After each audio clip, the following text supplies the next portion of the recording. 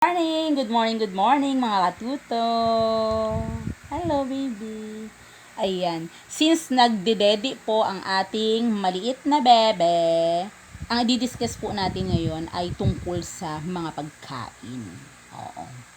Pag pagkain po agad, ang sasabihin, kapag maghuhulaan sa ganyan, ang pinakaagad-agad ay liquid o solid. Oo. Pag liquid, alam nyo na, water, milk, coffee, tea, iced tea, milk tea, o mga ganun po. Oo, yung mga juices, soft drinks, yan, soda, mga ganon, ha. Tapos, ano kung Tagalog ba o English. Pag English, yan po, dire-diretso na po kayo sa mga English na mga wordings. Sunod po, pag solid, na bebe, no? Baby, tingin doon. Pag solid naman po, ang ano po natin, kung ito ba ay prutas o gulay. Opo, pagkain eh. Pag prutas, okay sa gulay din, yan, mabilisan lang, iroy gibib nyo po. Red, orange, yellow. Okay, pagkatas nun, malaki, maliit. Yun. Ganun po ang gagawin. Kasi syempre makukulay pag prutas eh. Pag red, apple, mabolo, mga ganon. Pag O naman, orange, orange talaga. Tapos, ano ba yung mga oranges? Mga dalanghi, yung mga sunkiss. Mga ganun po. Naku, ang laki ng lamok din. Ang sakit na agad nangahalik yung lamok kay baby. Sunod po, ano na yung sunod nun? Yellow, banana.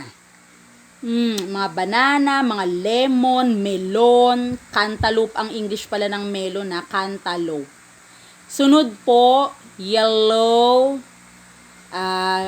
blue. Mangustin, pwede din yan sa blue. Indigo lang masyado.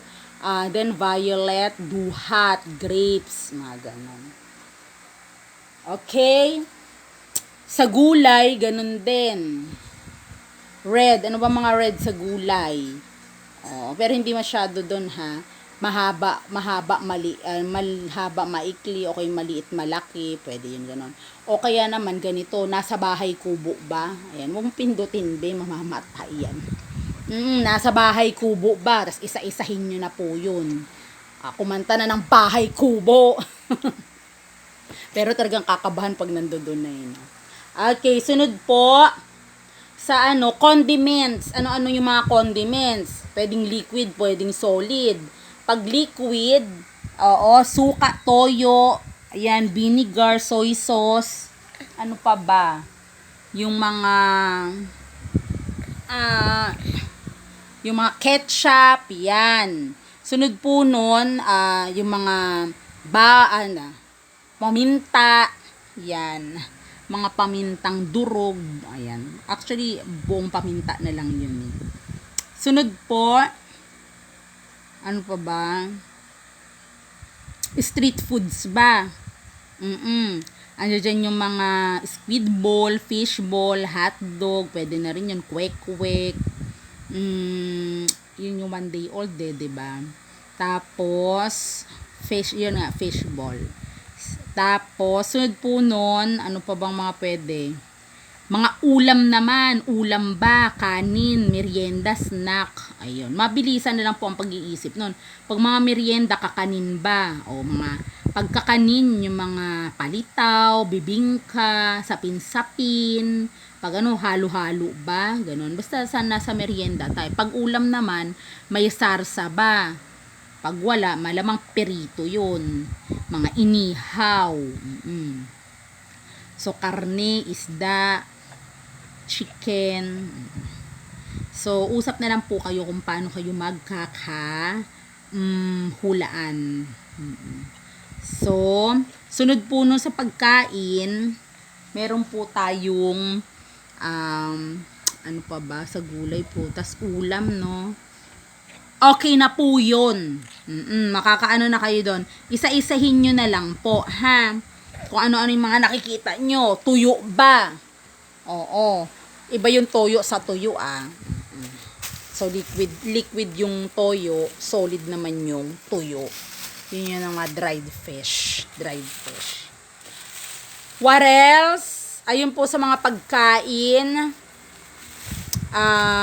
Sa mga ano po, mga prutas, sa malaki o kaya maliit. Kasi sa mga maliliit, andyan po yung mga ubas, mga grapes. Oo, ubas na grapes pa no. Strawberry ang naiisip ko, grapes ang nasabi ko. Mga strawberry, mga berries yan, cherries, mga ganun po. Okay, so until then, maraming salamat. Mga teknik po yun sa paghulaan ng pagkain, ha. At etong isa yan, nako, humiga na. Bawal humiga habang naka-dede, bebe. Tayo, bebe. Okay, ganun po. So until then, bye-bye po. Aral-aral po. Ang susunod po natin ay mga hayop naman. Sunod ng hayop, mga tao. Ha? Mga tao naman po. Then sunod, iba na namang mga kateknikan, mga katuto. Umpi-umpisa lang po tayo. Umpisa. Tapos, para makatapos din naman tayo kahit papano, no? At makapaglaro-laro na. Okay, so until then, bye-bye!